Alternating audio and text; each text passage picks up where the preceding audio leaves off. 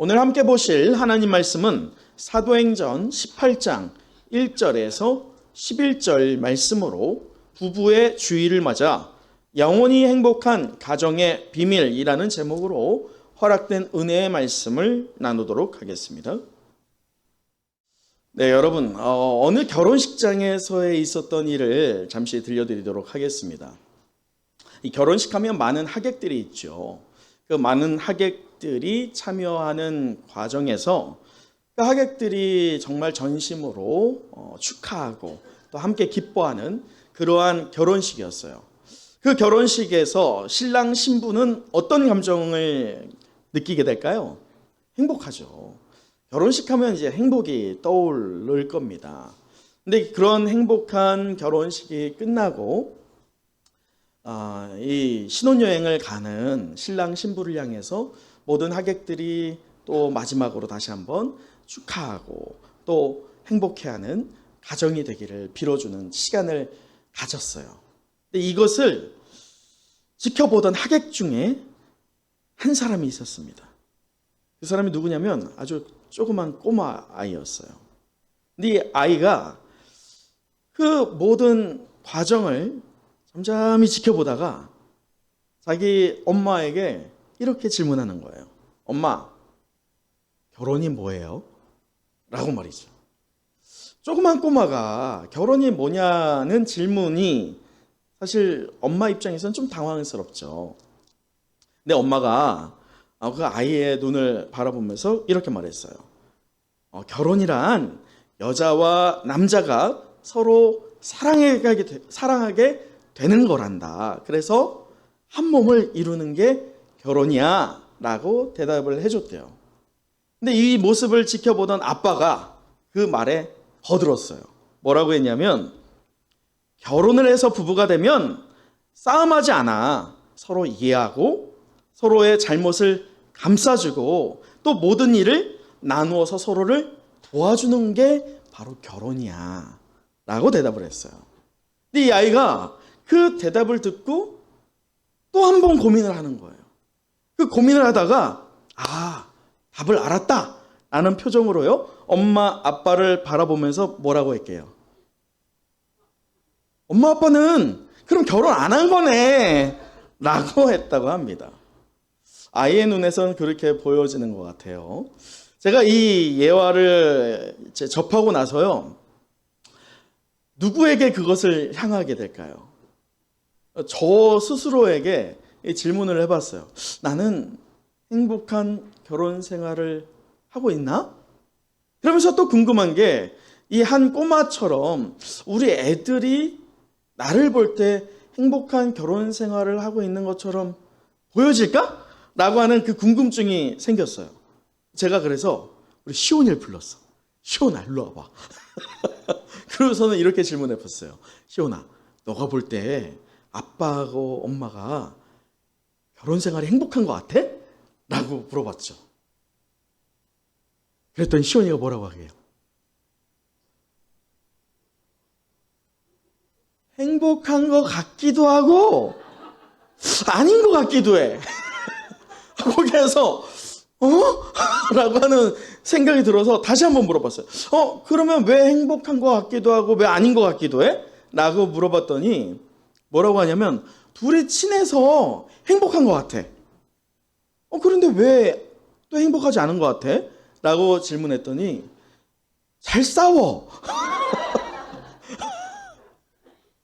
그래서 제가 물어봤어요. 그러면 시온아, 아빠가 행복한 결혼 생활을 하려면 어떻게 하는 게 좋을까? 라고 했더니 시온이가 뭐라고 하는지 아세요? 원래 친하면 잘 싸워. 그러니까 친할수록 더 좋은 말 많이 해. 라고 하고 쿨하게 가버리는 거야. 그 얘기를 듣고서는 제가 고민을 하다가 정작 물어봐야 할 대상이 따로 있구나라고 하는 생각이 들었어요. 그게 누굴까요? 그래서 제 아내를 또 불렀어요. 당신 일로 와봐. 당신이 생각할 때 당신 이 결혼이 행복해? 라고 물어봤어요. 제 아내가 뭐라고 할까? 힘들어. 아이고 시아버지가 힘들어라고 할 정도면 힘든 거겠죠. 네, 감사하게 아내가 뭐라고 하느냐? 고민하다가 행복해요 라고 하는 거예요. 그래서 와, 나 성공했다 했는데 그 다음에 아내가 뭐라고 하냐면 지금 행복한데 아마 더 행복했을 거예요 하고 가는 거예요. 근데 저 말이 그러니까 저 말이 무슨 말이지? 아, 지금 행복한 걸로 끝나야 되는데 더 행복했을 거다. 생각을 해보니까 그게 무슨 말이냐? 제가 물어봤어. 가고 있는 아내한테. 아니, 지금 나하고 행복한 거 맞지? 근데 혹시 다른 사람하고 행복할 수도 있었다는 걸까? 라고 질문을 했더니 아내가 저를 보면서 슬며시 웃고 가는 거야. 제가 이 하나의 일화를 보면서요, 아, 행복이라는 게 참 이 가정 안에서, 부부 관계 안에서 중요하구나라고 하는 것을 좀 되짚어보는 한 주였습니다. 선생님 왜 한숨을 쉬세요? 한숨 쉬면 안 되지. 여러분, 오늘은 우리가 부부의 주간이에요. 이 부부가 왜 부부의 날이 언제죠? 5월 21일. 5월 21일 왜 5월 21일이라고 했어요? 둘이서 하나 되어 한 몸을 이룬다. 그게 5월 21일이에요. 그런데 여러분, 이 5월 21일 부부의 날이 제정되어서 법적으로요, 나라에서 제정한 날이 부부의 날이 있어요. 근데 부부의 날이 있다고 해서 이 부부가 정말 둘이서 하나 되고 있느냐라고 하는 것은 전혀 다른 문제가 아닐까 싶습니다. 왜냐? 결혼은 환상이 아니라 현실이기 때문이에요. 그것을 보자면 오늘 이 더욱이 사회가 요동하고 있잖아요. 많은 변화의 요인들이 많은 때입니다. 그러다 보니까 법적으로 이 부부의 날이라는 것이 제정이 되었지만 이 부부의 관계 또 부부의 어떤 질서 또 가정이 점차 이전과는 다르게 세대가 흘러갈수록 변화되고 있는 상황이 오늘 우리가 마주하고 있는 현실이라는 것이죠. 그러다 보니까 이 자녀들이요, 결혼을 해서도 어떤 계획을 가져요? 우린 자녀를 안 가질 거야 라고 하는 무자녀 가족들이 지금 엄청나게 많아집니다. 자녀를 못 가져서가 아니라 우리는 안 가질 거야 라고 하는 가정들 말이죠. 또 한부모 가정, 최근이 아니죠. 작년에 하나의 이슈가 연예인 가운데 하나가 남편이 없어요. 시험관 아기로 혼자 아기를 낳은 거예요. 근데 우리나라에서는 그게 합법이 아니니까 일본에 가서 그렇게 하고 온 것이죠. 그런 것들, 더 나아가서 또 비혼자 1인, 난 결혼을 아예 안 할 거야 라고 하는 그런 비혼 가정들이 늘고 있는 추세가 너무나도 기하급수적으로 늘어가고 있는 현실입니다. 그렇다면 이 가정, 부부라고 하는 것이 이렇게 변화되고 있는 가장 큰 결과, 그 결과가 어떤 것으로 나타나느냐? 출산율이에요. 여러분, 얼마 전에요, 뉴스에서 밝히기를 우리나라 총 출산율이 몇 프로인지 아세요? 0.73이에요. 다시 말해, 한 가정에 하나를 낳지 않는다는 거예요. 일본이요, 최근에 이 인구의 절벽에 이르렀다고 하면서 이러다 보면 우리 일본이 사라질지도 모른다라고 하며 염려하면서 인구를 어떻게 늘려야 될까라고 하는 이슈가 가득한 게 지금 일본의 현재 정서입니다. 그 일본의 출산율이 몇 프로인지 아세요? 1.3%예요. 그래서 한국이요, 세계적으로 주목받고 있는 것이 인구의 절벽의 끝에 다다랐고 이러다 보면 1000년을 잡더라고요. 1000년 뒤에 이 추세로 보면 한국은 어떻게 된다? 지구상에서 없어진다 라고 보고 있는 것이 현재 우리의 현주소입니다.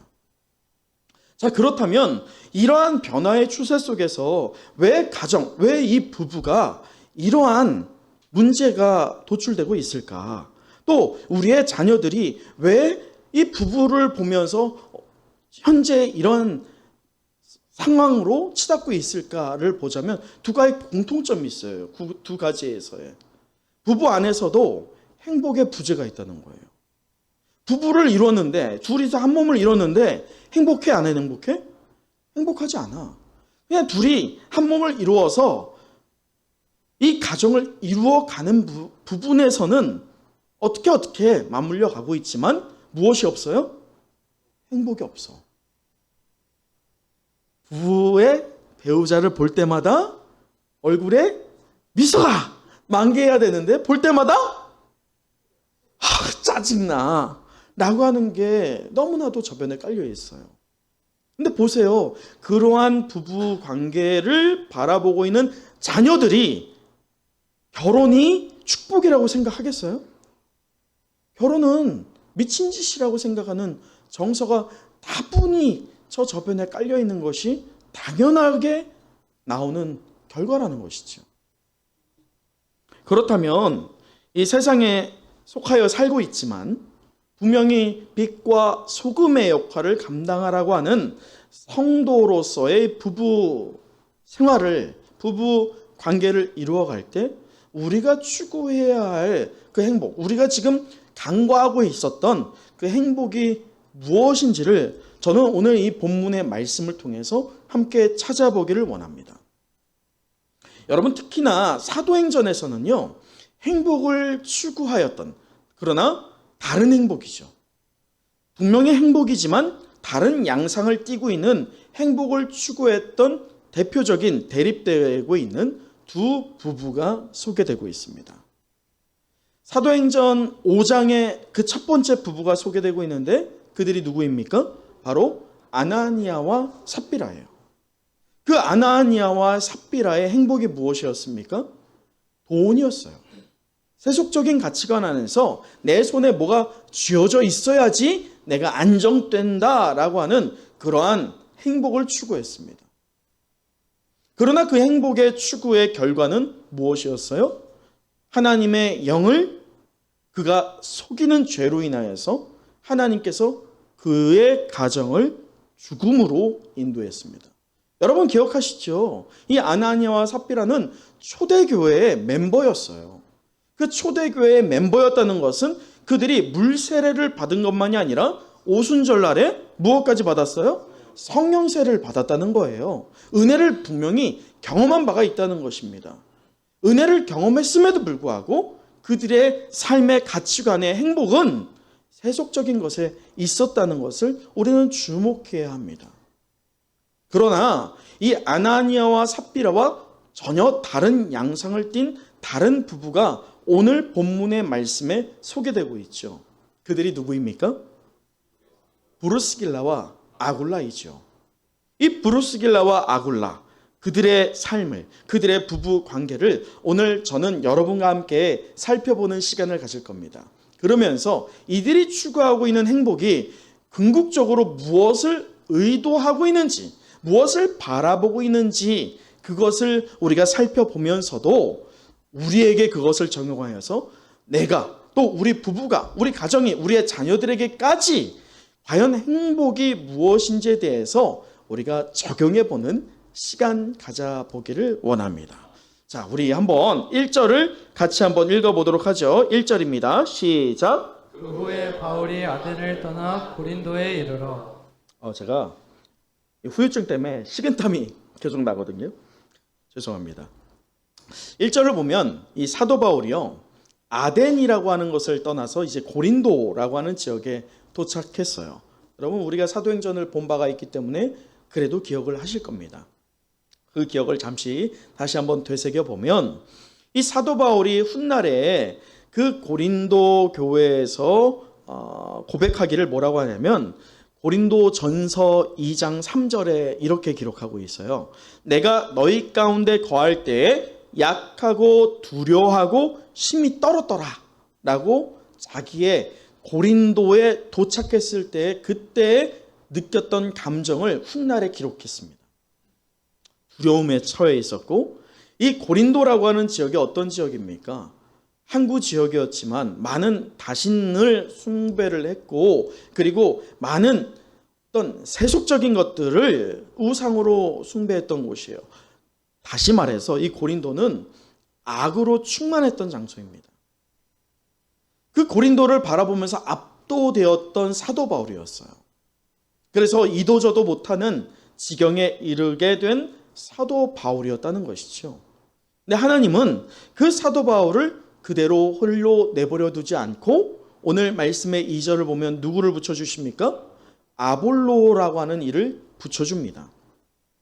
그래서 사도 바울에게 이 아굴라와 그리고 아볼로라고 했습니까? 제가 잘못 말했네요. 아굴라와 브루스길라 부부를 만나도록 인도하시고 하나님의 말씀을 전하는 사역에 동역하게끔 역사하셨어요.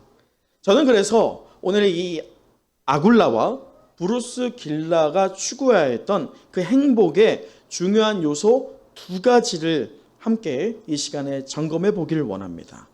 그 첫 번째, 이 아굴라와 브리스길라가 추구하였던 그 행복의 첫째 요소는 바로 하나로 일치했다는 거예요. 뭐라고요? 하나로 일치했어요. 부부가 하나로 일치했다는 거예요. 그러면 우리 한번 생각해 보세요. 이전에 방금 얘기했던 사도행전 5장에 나왔던 아나니아와 삽비라 하나로 일치했어요, 안 했어요? 일치했어요. 제가 얘기하고 있는 오늘 성경이 우리에게 보여주고 있는 하나로 일치하다라고 하는 그 하나됨의 방향이 있다는 거예요. 하나가 되는 것은 굉장히 중요하지만 그 하나가 되어서 바라봐야 할 방향이 있다는 것이죠. 아나니아와 삽비라가 바라봤던 하나됨에서의 방향은 무엇이었어요? 세속적인 물질의 가치관이었어요.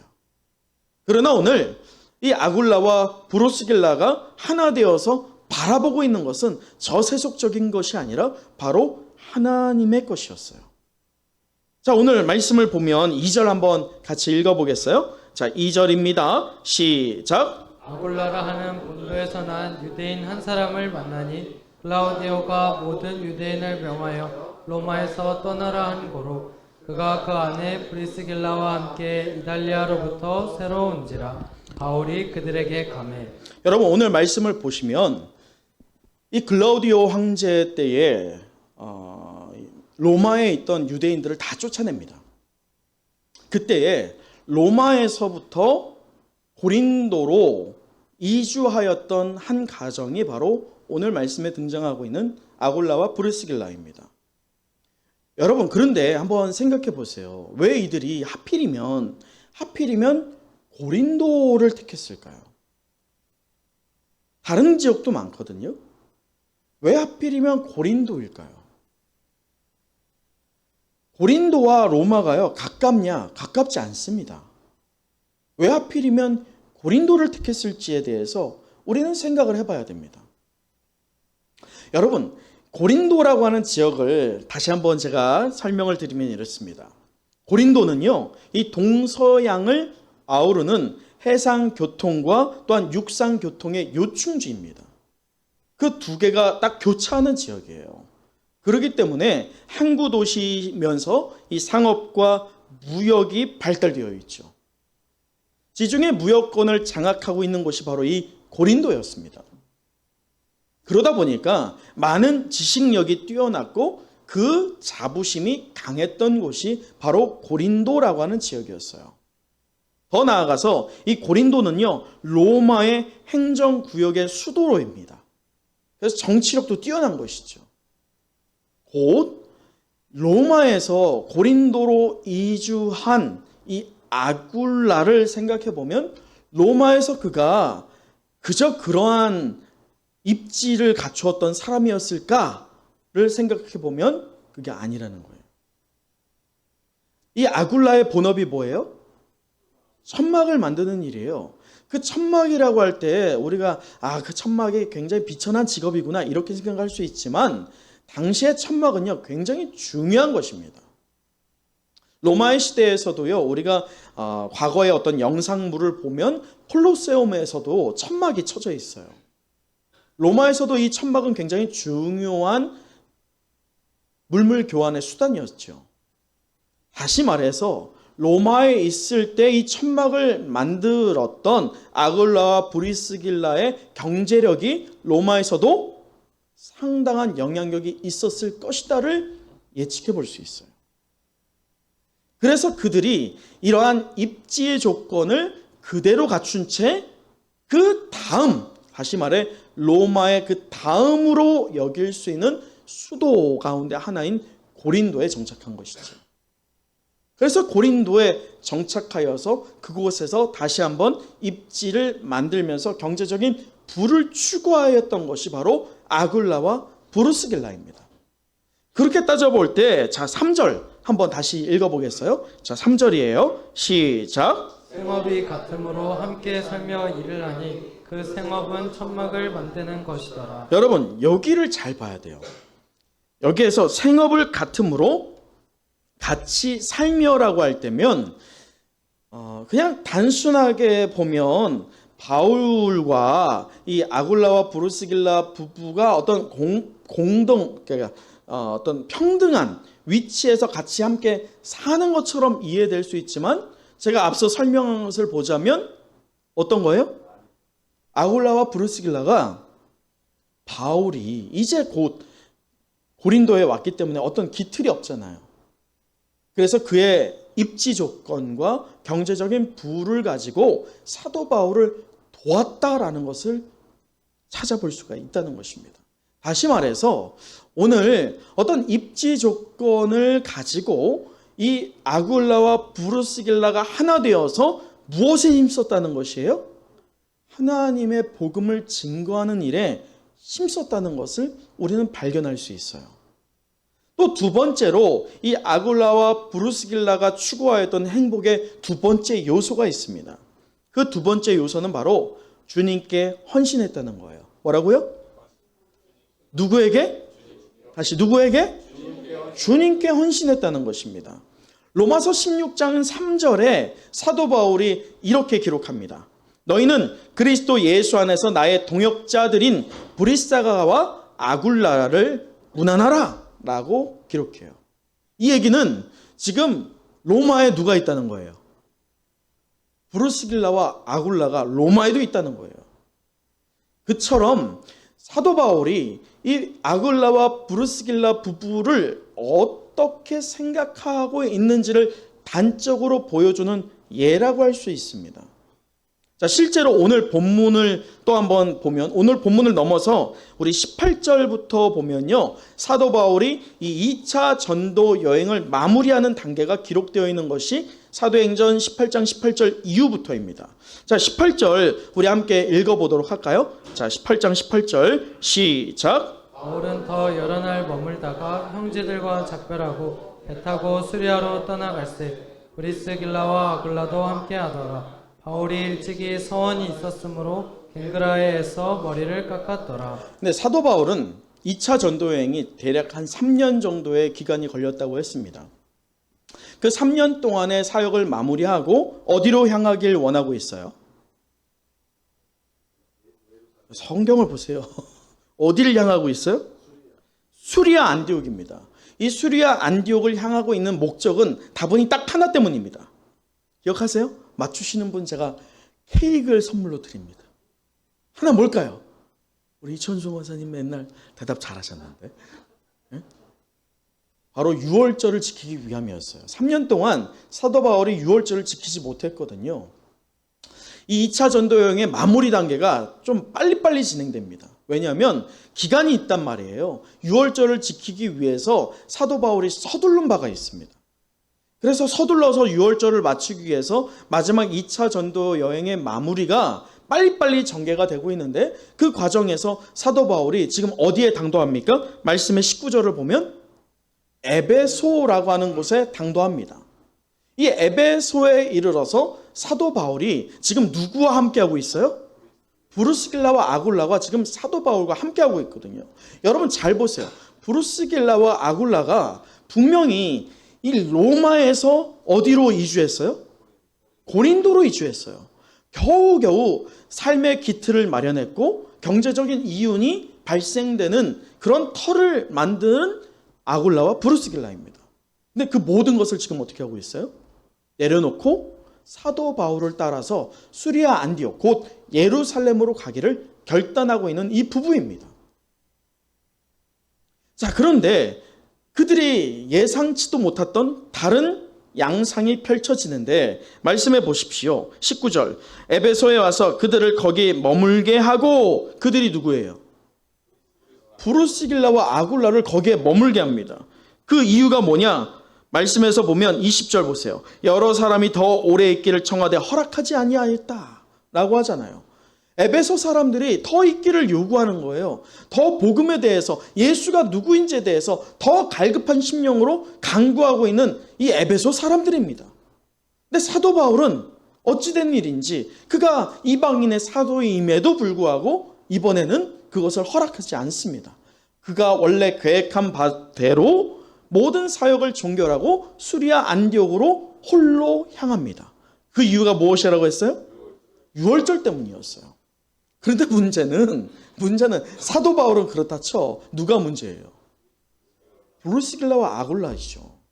여러분 기억하세요? 이들이 에베소에 남았을 때 에베소에 몇 년이 있었다고 했어요? 3년에서 4년 정도 이들이 에베소에 머물러 있어요. 여러분 여기에서 우리는 주목해야 되는 것이 이들이 왜 에베소에 3년이나 4년 머물렀을까? 그들이 사도 바울이 너네 여기 있어 라고 하여서 사도 바울의 명령에 복종하기 때문이었느냐? 여러분 그렇게 생각하세요? 결코 그렇지 않아요. 말씀을 보면 사도 바울은 이 1년 6개월 동안 고린도에서 하나님의 말씀을 증거하면서 예수의 제자를 양성시키는 사역을 해내갔죠. 그때에 가장 강력하게 훈련받았고 가장 강력하게 하나님의 역사를 체험한 부부가 있다면 그들이 누구예요? 브루스길라와 아굴라였어요. 그들이 처음 사도 바울을 만났을 때와 달리 1년 6개월 동안 고린도에서 사도 바울을 통해서 예수가 누구인지 하나님의 말씀이 어떻게 전파가 되어야 할지에 대한 하나님의 부르심에 대한 그 소명에 대한 요청을 그들이 깨닫게 된 것이죠. 그래서 이들이 에베소에 머물면서 3년이나 4년 머물면서 그냥 있었던가 아니에요. 자, 말씀 보십시오. 우리 18장 어디에서 보냐면 24절 보세요. 18장 24절 우리 함께 또 읽어보도록 하죠. 시작. 알렉산드리아에서 난 아볼로라 하는 유대인이 에베소에 이르니 이 사람은 언변이 좋고 성경에 능통한 자라. 아볼로라고 하는 자가 있었습니다. 그런데 그가 언변이 뛰어났어요. 근데 무엇이 부족했느냐? 25절. 그가 일찍이 주의 도를 배웠어요. 예수가 누구인지는 알았습니다. 그렇지만 무엇이 없었냐? 요한의 세례만 알따름이고 무엇이 없어요? 성령 세례가 없었다는 것이에요. 그래서 이 브루스길라와 아굴라가 그 아볼로를 데리고 데려가서 어떻게 하느냐? 26절 보십시오. 하나님의 도를 더 어떻게? 정확하게 풀어 이르더라. 여러분, 브루스길라와 아굴라가 이렇게 할 수 있었던 것은 그들이 무엇을 깨닫고 있었던 거예요? 지금 26절에 보는 것처럼 하나님의 도, 곧 예수 그리스도가 누구인지에 대한, 곧 복음이 무엇인지에 대한, 또 이 복음을 왜 자신들이 전해야지에 대한 사명을 명확하게 알고 있었던 이 브루스길라와 아굴라였어요. 그래서 이들이 에베소에 머물렀던 것은 사도 바울이 너희가 여기에 머물라라고 하는 그런 명령 때문이 아니었고 누구를 향한 헌신 때문이었어요? 주님을 향한 헌신 때문이었다는 것입니다.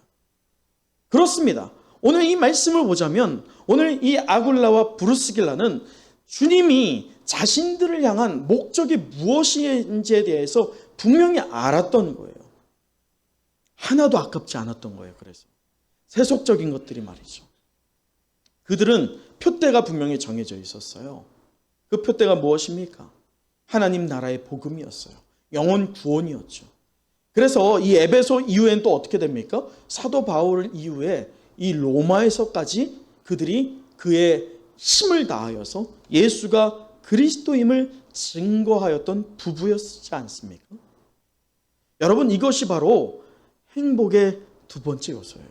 주님에 대한 헌신 말이죠. 여러분, 오늘 말씀을 마치도록 할게요. 오늘 우리는 부부의 주일을 맞아서요, 영원히 행복한 가정의 비밀이라는 제목으로 은혜의 말씀을 나누었는데, 우리 마지막으로 11절 다시 한번 읽어보도록 하죠. 11절입니다. 시작. 1년 6개월을 머물며 그들 가운데서 하나님의 말씀을 가르치리냐. 여러분, 이제 6월부터는요 코로나 3년의 기간이 아예 종식됩니다. 제가 사실 막차 탔어요. 저 지원금 받습니다. 6월부터 지원금 없는 거 아시죠? 이제는 문제가 됩니다. 코로나에 대해서는요, 이제 전면 개방이에요. 아굴라와 브루스길라가 오늘 이 시대에 우리가 되기 위해서 이 6월을 맞이하여서 이제 어떻게 하시겠어요? 어제요, 우리가 만나 작은 도서관 주최로 북토크 시간과 한 끼 파티 시간을 가졌어요. 앞으로도 더욱 다양한 방법들을 동원하여서 이 지역사회 보탬이 되는 사역을 해보고자 합니다. 그럴 때 아나니아와 삽비라가 아니라 아굴라와 브루스길라와 같은 부부가 필요합니다. 이 아굴라와 브루스길라 부부가 그래했던 것처럼 세상의 가치관이 아니라 하나님의 말씀을 전하는 일, 또 영원 구원 사역에 하나가 되는 믿음의 가정 되기를 결단하는 여러분 되시기를 간절히 소망합니다. 그 결단을 할 때에요, 하나님은 여러분 가정, 여러분 부부 사이에 분명한 행복이, 저 세상이 줄 수 없는 행복을 누리게 하실 것을 믿습니다.